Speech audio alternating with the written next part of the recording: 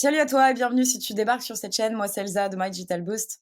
Dans cette vidéo, je vais te montrer quelques-unes des meilleures instructions de ChatGPT pour ton SEO et plus généralement pour ta stratégie de contenu.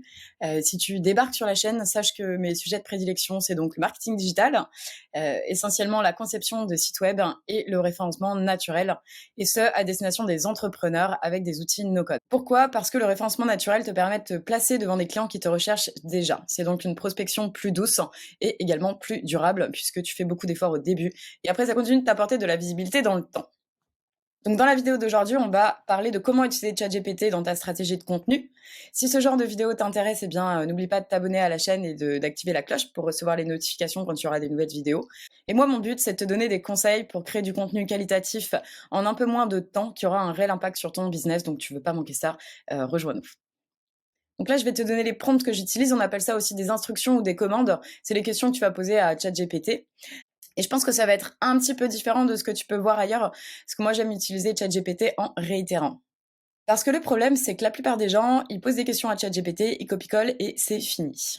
Les gens pensent qu'ils n'ont rien de plus à faire et c'est faux. Tu dois vraiment apprendre à savoir quoi demander. Et la vraie révolution de l'IA, c'est que tu peux avoir des itérations et des implémentations qui vont permettre d'améliorer la qualité des données générées grâce au système conversationnel. Tu sais, du type merci pour ta réponse, mais j'aimerais que tu me réécrives ça comme ci, comme ça. C'est ça la vraie valeur de cet outil.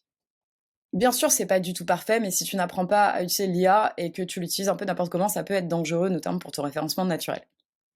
Il faut vraiment comprendre le minimum acceptable pour publier des contenus sur le web qui vont réellement être efficaces dans ta stratégie. Parce que le but, c'est l'humain, hein. Donc l'IA crée vraiment une rupture dans la manière dont on crée du contenu, c'est indéniable et il faut apprendre à l'utiliser. Donc moi, j'aime utiliser un process de répétition pour avoir des réponses plus précises de l'IA et je vais te montrer comment l'utiliser. Allez, c'est parti, on commence avec la première instruction. Alors la première, c'est un brainstorming d'idées de contenu à longue traîne. Admettons par exemple que tu cherches à éteindre tes silos de contenu et tu ne sais pas par où commencer, ou encore que tu cherches juste des sujets d'articles en fonction de tes catégories de blog. Là, évidemment, les données fournies par ChatGPT sont loin d'être aussi précises qu'un logiciel de mots-clés traditionnel, mais ça va quand même te donner des très bonnes pistes grâce à la quantité de données explorées. Idéalement, si tu peux les vérifier avec un logiciel SEO derrière, eh bien c'est parfait. Donc là, prenons un exemple. Moi, je vais prendre l'exemple d'un site sur des services en photographie pour entreprises. Vous pouvez remplacer bien évidemment par vos catégories de contenu. Donc je vais dire, eh bien, je gère un site web sur des services de photographe pour entreprises. Quelles sont les sous-niches auxquelles je devrais m'attaquer avec mon contenu? Donnez-moi les résultats sous forme de tableau avec la sous-niche et un nombre compris entre 1 et 100 pour m'indiquer la popularité de la sous-niche. Donc là, regarde les résultats. Tu vas voir qu'il y en a qui sont plus pertinents que d'autres pour ton activité à toi. Tu peux aussi lui en demander plus, n'hésite pas. Mais surtout, on peut aller beaucoup plus loin. Parce que là, bien sûr, tu as des bonnes idées pour tes silos, mais ChatGPT peut aller plus loin et te recommander des articles à écrire et des mots-clés associés. Donc on va aller plus loin dans nos recherches. Donc là, on va bien évidemment rester sur la même conversation parce qu'il va s'imprégner du contexte. Et cette fois, je vais lui demander, prends la sous-niche photographie de portrait professionnel, donc c'est une des suggestions que j'avais, et donne-moi une liste d'articles basés sur des termes de recherche populaires et des variations de longue traîne qui sont susceptibles d'être faciles à classer pour Google. Présente le résultat dans un tableau avec le titre d'article proposé, un autre pour le mot-clé cible et un troisième pour le niveau de popularité du mot-clé entre 1 et 100. Et voici ce qu'il me présente, il me donne des idées d'articles, il me donne le mot-clé cible et il me donne en fait la popularité, donc à quel point le mot-clé est recherché sur les moteurs de recherche. Et bien sûr, si c'est pas satisfaisant, tu peux lui demander d'élargir cette liste. Et idéalement, approfondis ces mots-clés en utilisant un outil dédié comme Ubersuggest que tu peux avoir même en version gratuite, tu peux avoir accès à ce genre de données. Donc tu tapes ton mot-clé, là tu as le volume de recherche mensuel. Tu as même des suggestions de mots-clés ici, et là tu peux voir les estimations de trafic. Bon alors attention parce que là, comme il te géolocalise, il va te donner des résultats locaux. Là en l'occurrence, le premier résultat qui sort de Montpellier, c'est celui-là, et on a une estimation de visite à 1200, donc après il peut y avoir d'autres mots-clés qui lui ramènent du trafic, d'ailleurs vous pouvez les vérifier comme ça. Mais déjà, ça va vous donner des indications plus précises sur ce mot-clé. Là, on voit photographe portrait, ça lui ramène quand même 393 visites par mois. C'est top, non? Donc la prochaine fois que tu seras bloqué sur ta recherche de mots-clés ou ta recherche de sujets, eh ben, tu peux commencer par là. C'est un extrait de la façon dont l'IA peut t'aider dans ta stratégie et ton plan de contenu. Donc maintenant, on va parler de comment l'IA peut t'aider à distinguer l'intention de recherche derrière un mot-clé. C'est hyper important de comprendre l'intention de recherche derrière un mot-clé. Pourquoi? Parce que si par exemple tu n'utilises que des mots-clés informationnels, tu risques d'attirer que du trafic qui vient s'informer sur ton site et donc il y aura peu de conversions et ce ne seront pas des potentiels prospects. Donc c'est important de mélanger les deux et c'est important de comprendre quelle est l'intention derrière la requête de l'utilisateur. C'est une question que j'aborde souvent en formation parce que je me rends compte que la plupart des gens qui commencent en SEO font de la recherche de mots-clés informatifs et non de mots-clés commerciaux. Donc voici un prompt qui va te permettre de trouver des mots-clés avec différents types d'intentions de recherche. Voilà, donc là, je vais lui demander, fais-moi une liste de mots-clés sur la photographie d'entreprise dans des groupes en fonction de leur intention de recherche, qu'elle soit commerciale, transactionnelle ou informative. Donc là, il va me les trier par intention de recherche commerciale, transactionnelle et informative. Typiquement, les mots-clés qui ressortent pour les intentions de recherche commerciale, ils sont intéressants pour votre page d'accueil, pour vos pages de vente, pour vos pages de produits ou services, parce qu'ils sont liés au fait que l'utilisateur recherche des prestataires de services ou des produits spécifiques. Bon, après, il faut que ce soit plus précis que image de marque ou e-commerce. Donc, dans ces cas-là, moi, je vous invite à regarder le coût par clic qui vous donnera une information supplémentaire sur la valeur de ce mot-clé. Je vous montre comment on fait. Donc là, je tape mon mot-clé dans Google, je clique sur Show Volume, bien sûr, ça sous-entend que vous avez installé l'application Ubersuggest, enfin l'extension Chrome.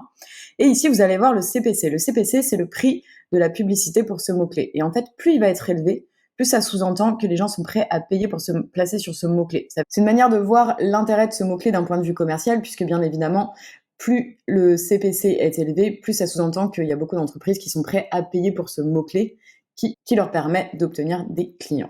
Voilà, donc c'est une double vérification assez simple. Si par exemple je pioche le mot-clé communication visuelle, eh bien là je vois que malgré le gros volume de recherche mensuel, le CPC il est à 0,70. Bah ça me montre que l'intention commerciale, déjà, elle n'est pas claire, puisque communication visuelle, ça peut être très large, on ne sait pas réellement ce que l'intention souhaite derrière, et ça peut être de la définition, comme on le voit juste au-dessous dans les résultats de recherche. Voilà, donc dans ces cas-là, on passe son tour, mais c'est une très bonne manière de vérifier l'intention commerciale. Les mots-clés avec une intention de recherche transactionnelle, c'est les gens qui sont prêts à passer à l'action et qui recherchent des informations plutôt commerciales avant d'acheter. Donc souvent c'est sur les tarifs ou une demande de devis ou une réservation. Ça va dépendre après si vous êtes sur du service ou du produit. Et enfin, on a des intentions de recherche informative. Donc là, c'est plus pour du blog. Ça va vous permettre essentiellement d'obtenir plus de trafic sur votre blog. Après là, si j'ai un conseil supplémentaire, c'est essayer de répondre vraiment à des problématiques de vos personas en même temps que de répondre à des requêtes informationnelles. Pourquoi? Parce que si c'est des questions que les gens se posent avant d'acheter, avant de prendre des décisions, bah, ils seront plus à même d'acheter chez vous. Voilà, après tu peux creuser, notamment pour demander la popularité de ce mot-clé. Je te montre comment faire dans quelques minutes. Mais encore une fois, rien ne vaut la précision des outils SEO. Allez, c'est parti, on continue. Alors maintenant, je vais te parler d'une fonctionnalité de ChatGPT très utile, c'est sa capacité à résumer du contenu. Supposons que tu souhaites approfondir tes recherches et donner des sources externes qui vont venir crédibiliser ton discours, ce qui est hyper important en SEO. Ça signifie souvent que tu vas t'appuyer sur des études statistiques ou scientifiques, et donc il faut en lire des dizaines et des dizaines, et on est d'accord que tu n'as pas le temps pour ça. Et cet aspect du SEO, il est hyper important, surtout si tu es dans le domaine de la santé ou des finances, quelque chose qui touche de très près la vie des gens et l'impact que ça peut avoir. Google est très prudent et c'est hyper important de citer des sources externes crédibles à ses yeux. Puis je vais te donner un exemple. Admettons, tu as un blog sur des compléments alimentaires pour les animaux ou des régimes spécifiques de croquettes et tu veux mettre en valeur l'effet de la vitamine C dans tes croquettes pour les chats. Eh bien, tu te retrouves sur la bibliothèque de PublicMed, c'est des études scientifiques aux États-Unis. Tu dois lire ce genre d'article, c'est du chinois. Et ben, tu peux tout simplement les copier-coller dans le chat GPT et lui demander si la vitamine C pour les chats a été déclarée comme utile ou bonne. Je te montre un exemple avec un autre sujet un petit peu plus simple. Parce que tout le monde n'est pas dans le médical, donc je vais te montrer un autre type d'exemple, mais voilà, ça peut te faire gagner du temps à ne pas lire certains articles et à savoir tout de même si tu peux citer cette source ou du moins si tu dois la lire. Alors c'est parti, je te montre cette instruction très simple. Alors, donc là, j'ai trouvé un article sur des statistiques sur le marketing numérique en 2022. Moi, j'ai un peu la flemme de le lire et il y a des statistiques intéressantes. Moi, je veux savoir s'il y a des statistiques intéressantes sur le SEO sur lesquelles je peux m'appuyer. Donc, je vais copier tout ce texte-là et ensuite, je vais demander à ChatGPT, selon le texte ci-après, est-ce que le SEO est un bon canal marketing? Vous allez voir sa réponse. Et il me dit oui, le référencement SEO est un bon canal marketing selon les statistiques fournies dans le texte. Voici quelques faits qui le démontrent. Donc en plus de ça, il va me sortir les faits qui appuient sa déclaration. Si je veux extraire un autre type d'information, je peux aussi lui demander est-ce que l'étude parle de l'effet du SEO sur la conversion de prospects. Et voilà, tu peux lui poser toutes sortes de questions sur l'article, sachant qu'avec les nouvelles versions de GPT-4, eh bien, tu peux carrément lui envoyer l'URL pour avoir des informations sur ce qui se dit. Donc tu vas gagner beaucoup de temps. Allez, on passe à la suite. Alors, la prospection pour les articles invités. Il y a de fortes chances que cette idée t'ait déjà traversé l'esprit si tu as la recherche active de backlinks pour ton site et que tu as choisi la stratégie d'articles invités. Eh bien, c'est parfait, je vais te montrer comment moi j'utilise ChatGPT pour aller plus vite dans cette prospection d'articles invités. Alors, je vais prendre pour exemple un site qui tourne autour du yoga et je vais lui demander: donne-moi des sites spécialistes de la thématique yoga qui acceptent les articles invités. Donc là, il me donne une réponse, mais il me donne des réponses anglophones. Donc dans ces cas-là, eh bien, vous lui demandez en instruction supplémentaire: je ne souhaite que des blogs francophones. Donc là, déjà, il va me donner une liste de sites francophones spécialisés dans la thématique yoga qui acceptent les articles invités. Comment il le sait? Eh bien souvent parce qu'il y a une rubrique écrire pour nous, contribuer, etc. Donc là, c'est cool, j'ai une liste, je vérifie qu'il y a bien des articles invités, donc je vais cliquer sur chaque lien et je vais m'assurer que c'est le cas. Hop. Et qu'est-ce qui apparaît en premier? Eh bien, proposer un article, une idée, un projet, un service. Donc là, c'est clair que oui. Mais ChatGPT est capable de bien plus que simplement proposer des idées de pitch pour des articles invités. Donc, on va l'utiliser même pour aller trouver des sujets d'articles. Donc, pour commencer, eh bien, vous choisissez un des sites que vous ciblez pour votre article invité et vous allez pouvoir lui demander, par exemple: donne-moi des suggestions d'articles invités pour Esprit Yoga. Si ça avait été un blog personnel, tu aurais pu même demander d'adapter en demandant, par exemple: donnez-moi des suggestions d'articles invités pour Clara de Esprit Yoga. Bon, en l'occurrence, sur ce blog que moi j'ai choisi, les auteurs changent beaucoup, donc ce n'est pas pertinent. Et là, moi, je te conseille de pas t'arrêter là et d'aller réitérer une demande avec plus de précision. Par exemple, en modifiant les idées de contenu d'un point de vue thématique avec tes spécialités. Donc là, par exemple, je lui ai demandé de se concentrer sur le yoga et l'ayurveda. Et voilà, il va me sortir des idées de contenu qui mélangent ces deux niches et ces deux thématiques. Voilà, comme ça va te permettre d'obtenir des idées plus précises et plus personnalisées. Encore une fois, plus tu itères, plus tu as des réponses qualitatives. Donc n'hésite pas à lui donner des directives pour que ça colle plus à à la thématique que toi tu veux explorer ou à la thématique dont le blog pourrait avoir besoin.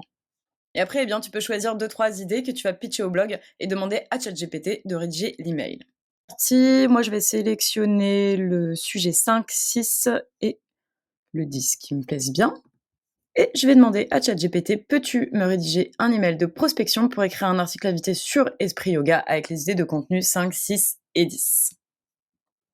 Et magie, il me sort un email de prospection. Par contre, on va lui demander de faire mieux parce que là, clairement, on a un email très générique: cher rédacteur, rédactrice en chef. Voilà, c'est très classique, très générique. On voit bien que potentiellement ça a été fait par une IA ou que ça a été envoyé en masse et que c'est pas personnalisé. Donc on va lui demander de faire, par exemple, un petit peu de storytelling pour personnaliser le message de prospection et modifier la tonalité de langage pour l'adapter au contexte. Encore une fois, n'oubliez pas que l'IA n'excelle pas quand vous lui demandez des choses trop génériques. Vraiment, tu obtiendras de meilleures performances avec des demandes très spécifiques. Donc plus tu lui donnes d'informations sur ton prospect et sur toi et sur le contexte, plus tu auras des réponses originales et meilleur sera le résultat. Donc par exemple, je vais lui demander: parle au féminin avec un langage moins formel mais poli et remplace le deuxième paragraphe par une histoire personnelle sur la façon dont j'ai découvert quel était mon dosha et pourquoi j'ai décidé d'aller en Inde grâce aux vidéos Instagram de Esprit Yoga. Donc j'ai montré l'intérêt pour ce site, quel est mon lien personnel avec lui. Idéalement, là, vous pouvez adapter aussi si vous connaissez par exemple le blogueur du site. Voilà. Et voici le résultat.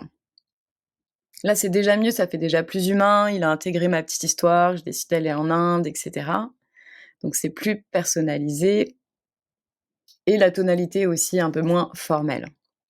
Après là, n'hésitez pas à donner plus de précision sur vous et sur votre persona, hein, encore une fois. Parce que clairement, plus il y a de demandes d'échange de liens ultra génériques et perso, plus je les lis même plus. Donc si tu veux avoir un impact, c'est important de t'informer sur ta source et de personnaliser ton message. Ok, c'est déjà pas mal pour la prospection d'articles invités. Alors maintenant, on va parler de la création de contenu. Moi, j'aime bien utiliser ChatGPT pour la structure de mon article, mais après le contenu en général, j'utilise Surfer SEO. Mais je vais quand même vous donner des techniques si vous voulez l'utiliser un petit peu plus largement. Donc j'en ai déjà parlé un peu dans une autre vidéo. Là, je vais aborder le sujet sous un autre angle, parce que c'est bien d'avoir du contenu qui se référence bien sur Google, mais c'est encore mieux quand il intéresse les humains. L'objectif, c'est vraiment de créer du contenu qui aide les humains à trouver l'information qu'ils recherchent. Donc c'est parti, je vous montre mes instructions. Je vais rester sur l'exemple du yoga. Et donc, comment créer du contenu qui intéresse l'utilisateur? Eh bien, en général, on répond à des questions. Donc, je vais demander à ChatGPT: qu'est-ce qu'une personne qui débute en yoga pourrait se poser comme question? Et voilà, il me donne déjà un résultat qui est sympathique. D'autres variables pourraient être quels sont les principaux problèmes que un débutant en yoga rencontre, quel type de contenu un débutant en yoga ont-ils déjà consommé dans le passé, voilà. Donc déjà, vous allez obtenir des résultats intéressants. Mais donnons un petit peu plus d'instructions SEO dans le game. Et rappelle-toi, plus ta question est précise et répétée, meilleurs seront les résultats. Donc je vais creuser ici et lui demander quelque chose comme quel sous-thème devrais-je mentionner dans un guide de débutants sur le yoga. Voilà, donc là je commence à avoir des choses plus précises et je vais continuer. Je vais lui demander quels mots-clés et sous-sujets dois-je mentionner si je veux écrire un guide du yoga pour débutants. Et là, je vais lui préciser, donnez-moi les résultats dans un tableau avec le concept, une courte description et une note entre 1 et 100 pour indiquer sa popularité. Donc ça, vous pouvez le répéter à chaque fois que vous allez chercher des mots-clés sur ChatGPT, vous permettre d'avoir des indicateurs et bien sûr de les vérifier comme je vous ai montré avec un logiciel SEO. Voilà, donc déjà là, c'est pas mal et lui, il va apprendre d'une fois sur l'autre, donc je vais continuer à lui demander des petites choses. Je vais lui demander de maintenant de m'écrire un plan détaillé avec le balisage H2, H3, H4, des listes à puces expliquant les points précis du guide du débutant en yoga et je vais lui demander, assure-toi d'inclure des informations spécifiques que seul un débutant en yoga connaîtrait et d'inclure tous les mots-clés ci-dessus. Et là, je vais obtenir mon plan détaillé d'article. Donc c'est pas mal. Là, en fait, vous allez voir qu'il y a une différence sur la grosseur du texte. Donc introduction, base du yoga, posture de base, ce sont des H2 et là j'ai du H3. Et là, c'est ce que vous pouvez utiliser en H4.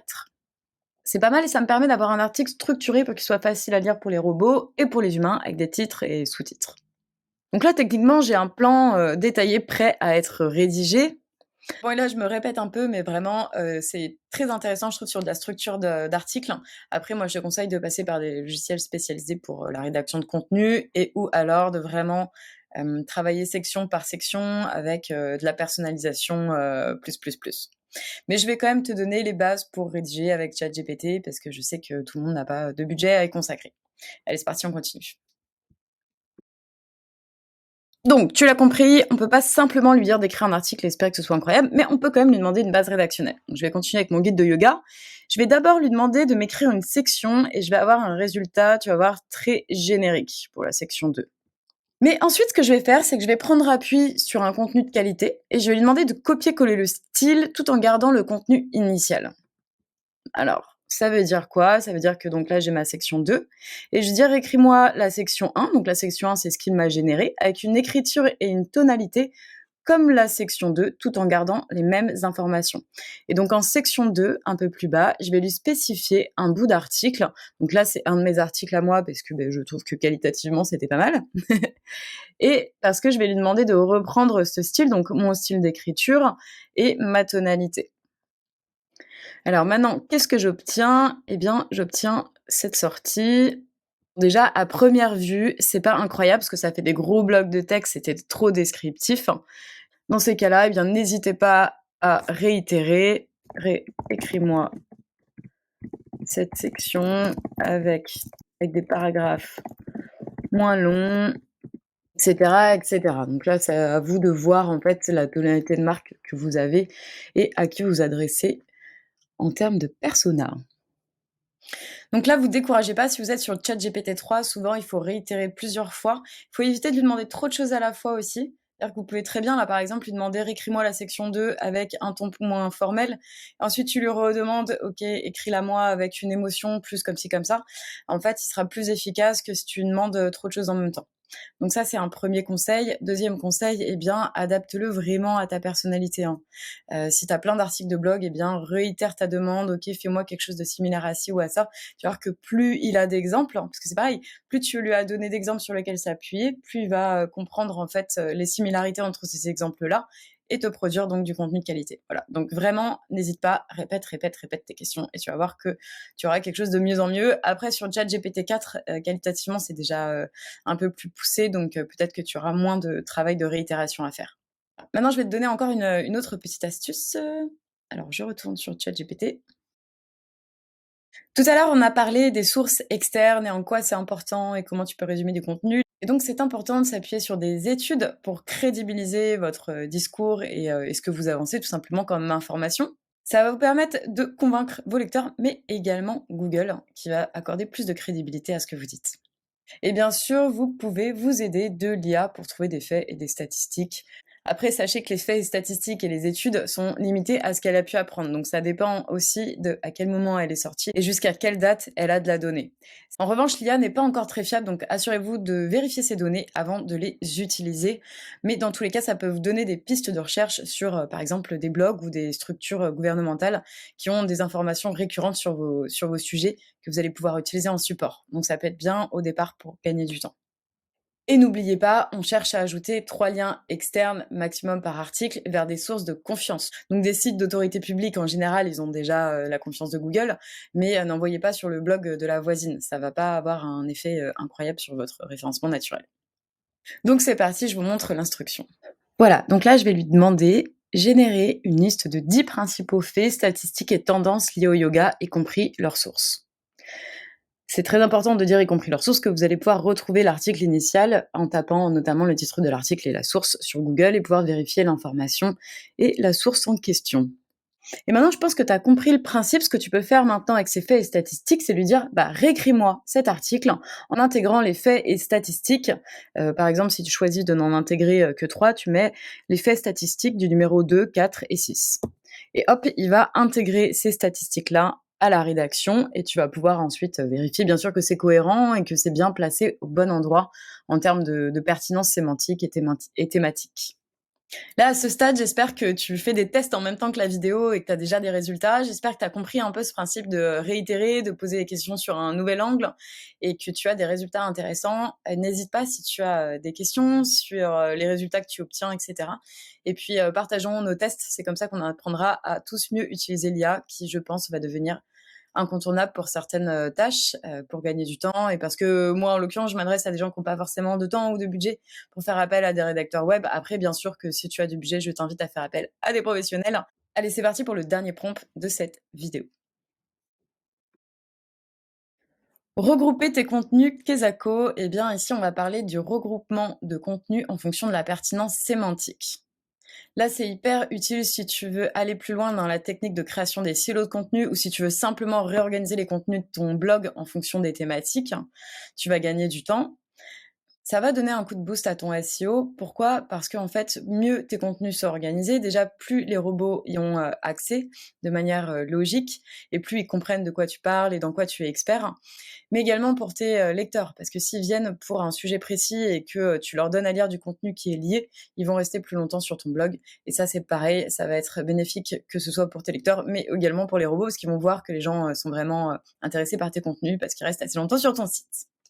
Donc impact hyper important. Après, si tu as énormément de contenu, bah, du coup, c'est un petit peu dur de faire des regroupements. Des fois, on est un petit peu perdu, on ne sait pas par quel bout le prendre. Donc tu peux demander à ChatGPT un petit peu d'aide, notamment en lui copiant-collant tes titres et en lui demandant de faire des regroupements sémantiques. Je te montre en action. Bon là, l'instruction, elle est très simple. Je vais simplement regrouper les titres d'articles de mon blog. Et puis, je vais lui dire regroupe les titres suivants en groupe en fonction de leur pertinence sémantique. Et je vais lui copier-coller mes articles. Et qu'est-ce qui va me sortir? Voilà, groupe de titres en fonction de la pertinence sémantique. Groupe 1, SEO débutant. Groupe 2, optimisation SEO. Groupe 3, création de site web avec WordPress. Voilà, donc déjà là, ça va vous donner des axes de réflexion, potentiellement pour regrouper des articles sous une catégorie auxquelles vous n'auriez pas réellement songé. Ou d'ailleurs, si vous n'avez pas encore de catégorie sur votre blog, ou si vous hésitez entre deux catégories pour certains articles. Voilà, donc très simple et hyper sympa pour la technique des silos de contenu qui marche très bien. Vraiment, les résultats en SEO sur cette technique, ils sont super.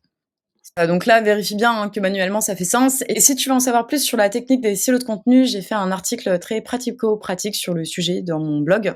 Je te mets le lien en ressources, tu peux aller voir. Ça peut vraiment t'aider à booster ton référencement naturel sans trop d'efforts, juste en ayant un bon maillage interne et une bonne catégorisation de tes contenus. Voilà, donc on a vu des instructions dont tu peux te servir pour utiliser efficacement ChatGPT pour ta création de contenu. Je suis sûre que maintenant c'est assez clair pour toi comment ça fonctionne et de quoi ChatGPT est capable. Après, surtout n'oublie pas, l'IA ne remplace pas ces tâches. L'IA n'est pas un outil qui peut te donner un résultat optimal. Plus tu lui fournis d'informations, mieux ton rendu sera. Et ces instructions ne sont pas conçues pour remplacer les tâches SEO que je te donne, elles sont conçues pour accélérer le processus et gagner du temps. Si tu veux aller plus loin, je t'invite à regarder ma formation SEO gratuite. Elle est vraiment faite pour que des gens qui veulent se lancer en SEO comprennent les bases et puissent commencer dès maintenant. Je te remets le lien dans les ressources en dessous de cette vidéo. Et puis, je te remercie d'avoir regardé tout simplement. Si tu as des questions, n'hésite pas à les poser en commentaire et puis je me ferai un plaisir d'y répondre. Et n'oublie pas de t'abonner à la chaîne. À très bientôt.